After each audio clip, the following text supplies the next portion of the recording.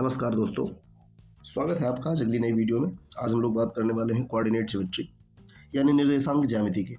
जैसे कि आप लोग जो कुछ इसके बारे में कुछ पीछे पढ़ भी चुके होंगे, नहीं पढ़े हैं तो हम लोग यहाँ पढ़ेंगे और इसके बारे में कंप्लीट एनालिसिस करेंगे ताकि जब भी कभी आप क्वेश्चन करना शुरू करें तो आपको कभी भी कोई समस्या ना आए। इसके बारे में सबसे पहले इसका जो थ्योरी पार्ट है वो हम लोग यहाँ ख़त्म कर लेंगे।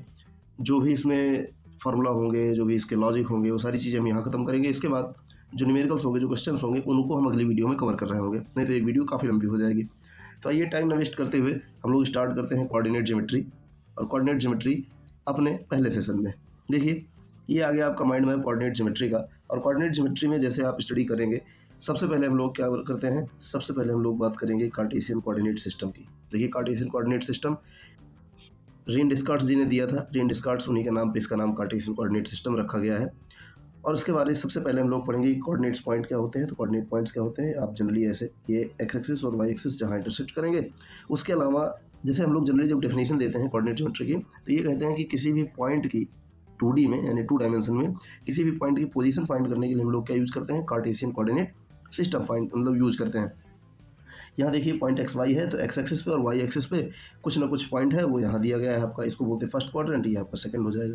फिर एक पॉइंट आ गया माइनस एक्स कामा वाई, ये इधर आ गया। मतलब जिनकी भी पोजीशन जहाँ जहाँ दी गई है उनको उसी हिसाब से हम लोग स्टडी करेंगे। ये सारा कुछ यहाँ दिया हुआ है।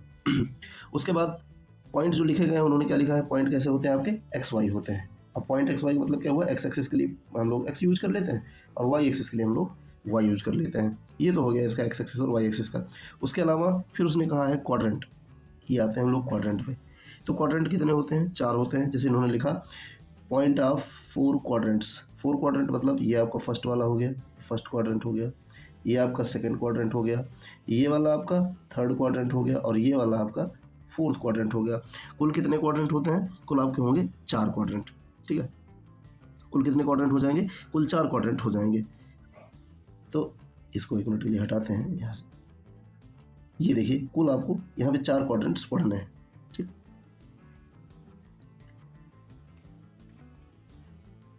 ये वाला आपका हो जाएगा 4। ठीक है, उसके बाद जब इन्होंने क्वाड्रेंट्स बोले और यही सेकंड में क्वाड्रेंट्स का दिया कि कोऑर्डिनेट एक्सिस डिवाइडिंग क्वाड्रेंट्स, मतलब 4 में डिवाइड कर देती है। ये आपको जनरली इतना पढ़ लेना था। ये ऐसे हम लोग कोऑर्डिनेट सिस्टम को यूज करेंगे आगे ग्राफ बनाने में। ठीक है, और ये क्वाड्रेंट्स लिखे गए हैं, ये पॉइंट्स हैं। इनको पॉइंट को कैसे लिखते हैं, एक्स कॉमा वाई से। ठीक है, उसके बाद इसी में आते हैं कुछ और चीज़ों पे, जैसे डिस्टेंस फार्मूला। कोऑर्डिनेट सिस्टम में डिस्टेंस फार्मूला, डिस्टेंस फार्मूला का मतलब क्या हुआ, कोई भी दो पॉइंट, जैसे यही दोनों पॉइंट की अगर हम बात करें, ये दोनों पॉइंट एक पर्टिकुलर डिस्टेंस पे हैं, तो इनके बीच की डिस्टेंस कैसे फाइंड करेंगे, उसके लिए हम लोग यूज करते हैं डिस्टेंस फार्मूला। और उसका फार्मूला क्या होता है, x2 माइनस x1 का whole square plus y2 minus y1 का होल स्क्वायर इक्वल टू का अंडर रूट, ये इक्वल टू हो जाएगा किसके, डिस्टेंस के। तो यही जो है ये क्या है, डिस्टेंस है। अब डिस्टेंस इक्वल टू, ध्यान रखिए हम लोग ये बोलते हैं डिफरेंस ऑफ एब्सिसाज उसका स्क्वायर और डिफरेंस ऑफ ऑर्डिनेट्स। ठीक है, तो एब्सिसा जो होंगे उनका डिफरेंस ले लेंगे, उसका स्क्वायर कर देंगे। जो ऑर्डिनेट्स होंगे यानी वाई वाले, उनका डिफरेंस लेके उनका स्क्वायर कर देंगे और दोनों का सम, जैसे कि पाइथागोरस थ्योरम में आपने लगाया होगा, आपको पता होगा। उन्होंने कहा कि जो एप्लीकेशन है कहाँ कहाँ यूज होते हैं, coordinates of all mine formula. ठीक है, ये जो माइन लिखा है, ये सारे जो फार्मूला हैं इनमें इसका काम आता है। जितनी भी डिस्टेंस निकालनी होगी सब में ये फार्मूला काम आएगा। उसके बाद लोकस ऑफ पॉइंट पे हम लोग डिस्कशन करते हैं। लोकस का मतलब आप ऐसे समझ लीजिए, जैसे आप एक किसी एक कीड़े की बात करें, वो कीड़ा जिधर जिधर जिधर जिधर जा रहा है, जैसे जैसे मूव कर रहा है, तो उसी का जो पाथ है उसको जो डिस्क्राइब करेगा उसी को हम लोग क्या बोलेंगे, लोकस। सेम यहाँ पे है, कोई एक मूविंग पॉइंट है, वो मूविंग पॉइंट कैसे कैसे मूव कर रहा है और उसकी डायरेक्शन कैसे कैसे घूम रही है, वो कौन सा शेप बना रहा, उसी को हम लोग क्या बोलते हैं, लोकस। तो देखिए सबसे पहले क्या है, locus of circle. Locus of circle के लिए क्या है, condition leading to a circle. अब ये जब कॉनिक सेक्शन हम लोग पढ़ेंगे तो वहाँ भी बात करेंगे कि सर्कल के लिए कौन कौन सी कंडीशंस होती हैं। तो condition leading to a circle, वो लोकस बन जाएगा सर्कल का। सेम एज पैराबोला के लिए, वो पैराबोला के लिए लीड करेगा, फिर एलिप्स के लिए लीड करेगा और फिर हाइपरबोला के लिए लीड करेगा। ठीक है, पैराबोला जनरली यू टाइप का हो जाता है, हाइपरबोला अपोजिट में ओपन हो जाता है। और एलिप्स जो होता है, एक मिनट हम एलिप्स की बात करेंगे तो ये सारा कुछ हटाते हैं।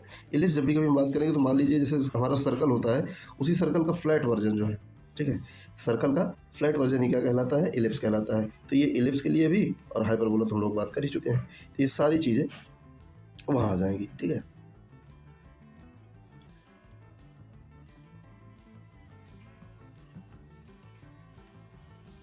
ये हाइपरबोला के लिए हो जाएगा, ठीक है। अब जैसे उन्होंने कहा लोकस ऑफ सर्कल, तो लोकस ऑफ सर्कल पे बोल दिया ये यहाँ से यहाँ तक पॉइंट, इतना पॉइंट, इसको आप रेडियस मान लीजिए, ऐसे घुमा दीजिए, आपका एक सर्कल बन जाएगा। तो यही है लोकस, ठीक है। उसके बाद आते हैं हम लोग area of triangle and polygon. Polygons का मतलब क्या हुआ कि एक ऐसा शेप जिसमें 3 या 3 से ज़्यादा जो साइड है उन्हीं को हम लोग क्या बोल देते हैं, पॉलीगॉन बोल देते हैं। बाकी ट्रायंगल में तो 3 साइड हो जाएंगे। उसके बाद उन्होंने कहा एरिया यूजिंग कोऑर्डिनेट्स। तो एरिया का जो फार्मूला होता है, जो कोऑर्डिनेट्स का यूज करके एरिया का फार्मूला होता है, उसकी यहाँ पे बात की गई है, पर इन्होंने यहाँ दिया नहीं है। तो आइए हम लोग इसका फार्मूला अगले पेज पे हम लोग डिस्कस करते हैं कि इसका फार्मूला क्या होता है, एरिया हम लोग कैसे फाइंड कर सकते हैं। देखिए एरिया को हम लोग क्या लिखते हैं, डेल्टा लिख देते हैं, ठीक है। डेल्टा, डेल्टा इसका जनरली फार्मूला क्या होता है, 1/2, 1/2 इसको ब्रैकेट में लिख लेते हैं। देखिए इसके अगर आप x1 को बाहर लिख रहे हैं तब भी कोई दिक्कत नहीं है, y1 को बाहर लिख रहे हैं तब भी कोई दिक्कत नहीं है। ये इसलिए बता रहा हूँ कि हर टीचर का अपना अपना अलग फार्मूला होता है, कोई किसी को कैसे अरेंज कर देता है। आप जनरली ये समझिए कि जिस एक किसी को अंदर रखेंगे वो बाहर नहीं रहेगा। जैसे x1 अगर बाहर रखा तो आप क्या रखेंगे, साइक्लिक ऑर्डर में चलेंगे, y2 माइनस y3 ऐसे कर देंगे, फिर प्लस लगाएंगे। अभी ये x1 था तो अभी क्या आ जाएगा साइक्लिक ऑर्डर में, ये x2 आ जाएगा। यहाँ 1 था तो ये 2 फिर 3 आया था। वैसे ही अब ये x2 है तो यहाँ क्या आ जाएगा, 2 के बाद y3 माइनस 3 के बाद y1, उसके बाद फिर से प्लस लगाना है। अभी ये x1 था, ये x2 था, अभी क्या आ जाएगा, x3 आ जाएगा। फिर ब्रैकेट में x3 के बाद ये आ जाएगा आपका y1 और माइनस y2 आ जाएगा। यह हम कर देंगे ब्रैकेट क्लोज। तो ये हो जाता है एरिया का फार्मूला, ठीक है। x1 ब्रैकेट में y2 माइनस y3, फिर x2 ब्रैकेट में y3 माइनस y1, फिर x3 ब्रैकेट में y1 माइनस y2। ये हो जाता है एरिया का फार्मूला। इसी में एक और कंडीशन जोड़ेंगे कोलिनियरिटी की, ठीक है, कोलिनियरिटी की। तो कोलिनियर पॉइंट कब हो जाएंगे, कोलिनियर मतलब क्या, वो सारे पॉइंट एक लाइन पे आ जाएंगे, ठीक है। सारे पॉइंट जो है आपके एक लाइन पे आ जाएंगे, ऐसे एक लाइन पे आ जाएंगे, उसी को बोलते हैं कोलिनियरिटी। और कोलिनियरिटी के लिए जो ट्रायंगल का एरिया है वो क्या हो जाएगा, 0 हो जाएगा, ठीक है। ट्रायंगल का एरिया क्या हो जाएगा, 0 हो जाएगा। और 0 होने का मतलब क्या हुआ भाई, कोई पॉइंट अगर तीनों पॉइंट एक ही लाइन पे आ गए तो कोई भी ट्रायंगल नहीं बन रहा होगा। और उस कंडीशन में हम लोग क्या बोल रहे होंगे कि ये जो हमारा एरिया का फार्मूला लिखा हुआ है, ठीक है, इसको थोड़ा सा लिखते हैं कि डेल्टा क्या हो जाएगा, 0 हो जाएगा कोलिनियरिटी के लिए।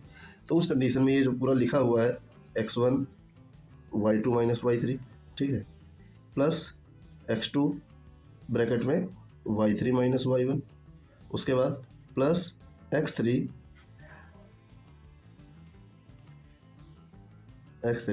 ब्रैकेट में y1 माइनस y2, ये सब क्या हो जाएगा, 0 हो जाएगा। और यही कंडीशन होती है आपकी कोलिनियरिटी की। कोलिनियरिटी मतलब 3 पॉइंट्स को अगर प्रूफ करना हो कि कोलिनियर होंगे तो उसको हम लोग ऐसे प्रूफ कर सकते हैं कि x1 y2 minus y3 plus x2 y3 minus y1 और plus x3 y1 minus y2, ये इक्वल टू क्या हो जाएगा, 0 हो जाएगा।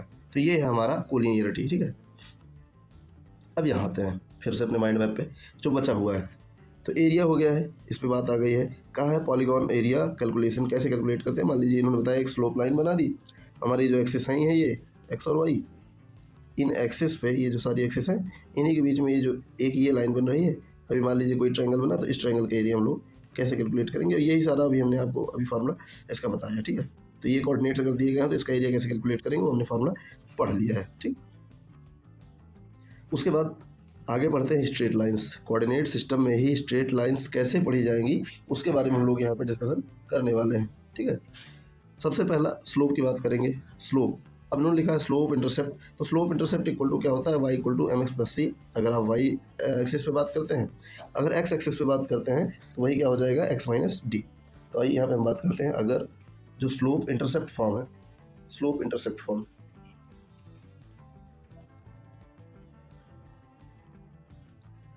Slope intercept, slope intercept form की बात करेंगे तो जनरली क्या होता है, y equal to m x plus c. इसमें जो c है वो क्या है, y एक्सिस का इंटरसेप्ट है, ठीक है, y इंटरसेप्ट लिख सकते हैं, y इंटरसेप्ट, या फिर इसी को ऐसे लिख सकते हैं कि y इक्वल टू m, ये जो x है इसके साथ क्या लिख ले, x माइनस डी। अब यहाँ पे जो d है, वो क्या है, ये है आपका x इंटरसेप्ट। यानी कि जब आपको x इंटरसेप्ट दिया जाए, अगर आपको x इंटरसेप्ट दिया जाएगा तो आप क्या लगाएंगे formula, y equal to m x minus d, और अगर आपको y एक्सिस पे इंटरसेप्ट दिया जाएगा तो आप y equal to m x plus c लगा रहे होंगे, यही हो जाएगा आपका slope intercept form. Slope intercept form पढ़ेंगे, ये जनरली किसी भी लाइन के लिए हो जाएगी, ठीक है। यहाँ आ गए इस पर, ठीक है। अब उसके बाद देखेंगे स्लोप इंटरसेप्ट फॉर्म में, इसको थोड़ा सा आप हटा लीजिए, ठीक है। ये जो स्लोप लिखा हुआ है तो इसको आप थोड़ा सा हटा दीजिए।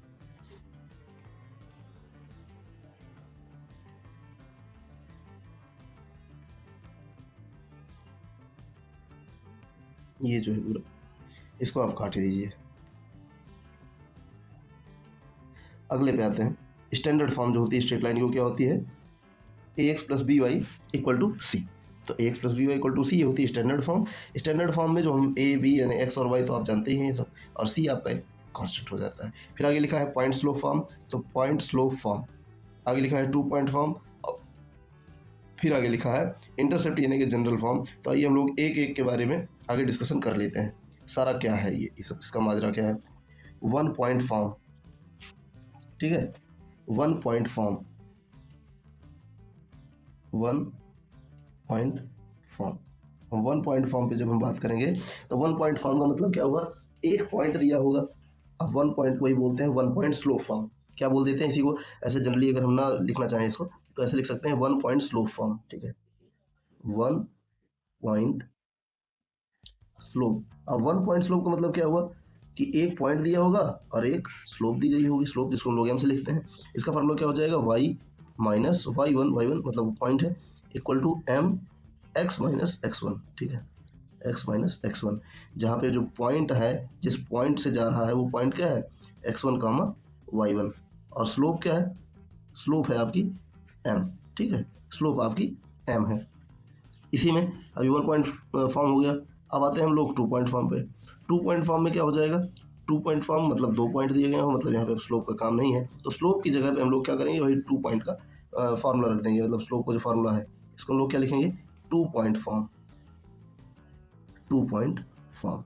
अब 2 पॉइंट फॉर्म इसको पढ़ते हैं, इसमें भी फार्मूला वैसे ही है लगभग, y माइनस y1, बस स्लोप की जगह पे स्लोप का फार्मूला रख देंगे फॉर 2 पॉइंट्स, ठीक है, y2 minus y1 upon x2 minus x1। अब ब्रैकेट में फिर से वही x माइनस x1 हो जाएगा, जहाँ पे पॉइंट्स क्या हो जाएंगे, x1 कामा y1 हो जाएगा, और दूसरा पॉइंट क्या हो जाएगा, x2 कामा y2 हो जाएगा। ये हो जाएगा आपका 2 पॉइंट फॉर्म। अब हम 2 पॉइंट फॉर्म पे आ गए। अब इसके बाद हम लोग पढ़ लेंगे इंटरसेप्ट फॉर्म क्या होती है। इंटरसेप्ट जिसको उन्होंने बोला कि जनरल फॉर्म। अब इंटरसेप्ट का मतलब ये हुआ कि जो एक्स एक्सिस या वाई एक्सिस पे कुछ ना कुछ डिस्टेंस कट कर रहा हो, उसी को हम लोग क्या बोलते हैं, इंटरसेप्ट। भाई इंटरसेप्ट क्या है, दोनों एक्सिस पे जहाँ भी कहीं पे कुछ डिस्टेंस काटी जा रही है उसी को हम लोग क्या बोल देते हैं, इंटरसेप्ट। तो अब इसी में हम लोग पढ़ेंगे इंटरसेप्ट फॉर्म की। जब एक्स एक्सिस पे कोई इंटरसेप्ट दिया हो और वाई एक्सिस पे कोई इंटरसेप्ट दिया हो तो उस लाइन का इक्वेशन क्या होगा, तो उसके लिए हम लोग पढ़ते हैं इंटरसेप्ट फॉर्म। इंटरसेप्ट फॉर्म, ठीक है, इंटरसेप्ट फॉर्म,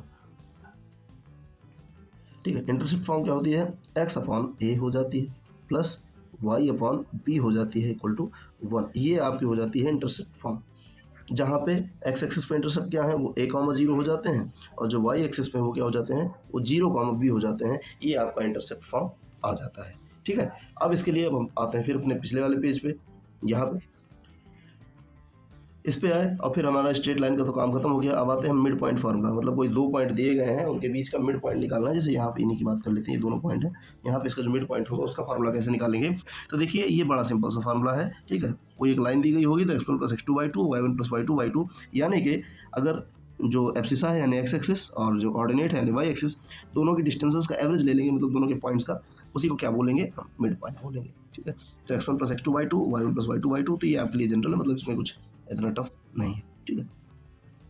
उसके बाद आते हैं हम लोग सेक्शन फार्मूला पे। सेक्शन फार्मूला जैसे ये लाइन देखिए ऐसे टूटी फूटी जा रही है, या फिर आप ऐसे जनरली एक काम करें, सेक्शन फार्मूला पे हम लोग पहले इसका फार्मूला देख लेते हैं। इसका फार्मूला क्या है, mx2 plus nx1 upon m plus n, my2 plus ny1 upon m plus n। अब ये जनरली होता क्या है कि ये सबके लिए सेम है।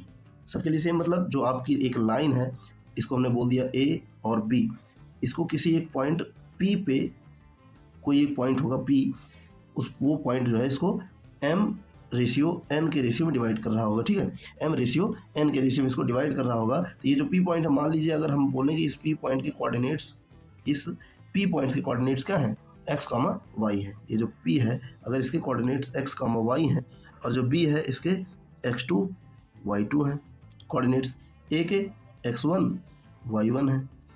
तब हम लोग यहाँ पे देख रहे होंगे इसको कि इसका सेक्शन फार्मूला कैसे लगाएंगे। सेक्शन फार्मूला मतलब हमको पी के कोऑर्डिनेट्स फाइंड करने हैं, तो वो हम कैसे फाइंड कर रहे होंगे, उसके लिए है सेक्शन फार्मूला। ठीक है, तो इसका सेक्शन फार्मूला क्या है, एक्स एक्सिस के लिए क्या है x यानी पी वाला पॉइंट x, तो क्या हो जाता है mx2 मतलब पहला वाला रेशियो फिर दूसरे वाले का एफसीसा प्लस nx1 मतलब दूसरा वाला रेशियो फिर पहले वाले का एफसीसा अपॉन दोनों रेशियोज का सम हो जाता है ये।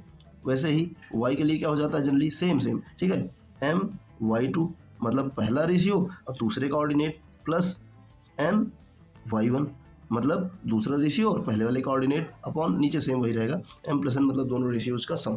तो ये हो जाता है आपका सेक्शन फार्मूला। सेक्शन फार्मूला मतलब क्या हुआ, आपको कोई एक पॉइंट होगा ये P, किसी एक लाइन AB को m/n के रेशियो में, अगर ये इंटरनल डिवीजन है, ठीक है, इसको बोलते हैं इंटरनल डिवीजन। अगर पॉइंट यहाँ कहीं बाहर होता फिर डिवाइड कर रहा होता तो ये प्लस की जगह पे क्या कर देते हम लोग, यहाँ पे माइनस कर देते, ठीक है, पर यहाँ भी इंटरनल डिवीजन ही है तो हम लोग इसको नहीं कर रहे हैं।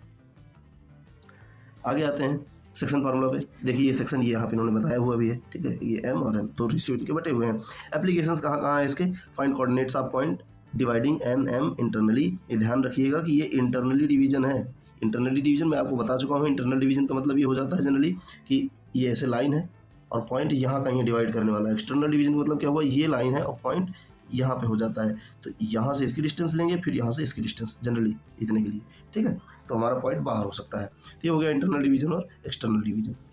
उसके बाद क्या है स्लोप। तो स्लोप ये जनरली ये डिस्टेंस का ही फार्मूला लिखा हुआ है, ये m इन्होंने ऐसे लिख दिया है।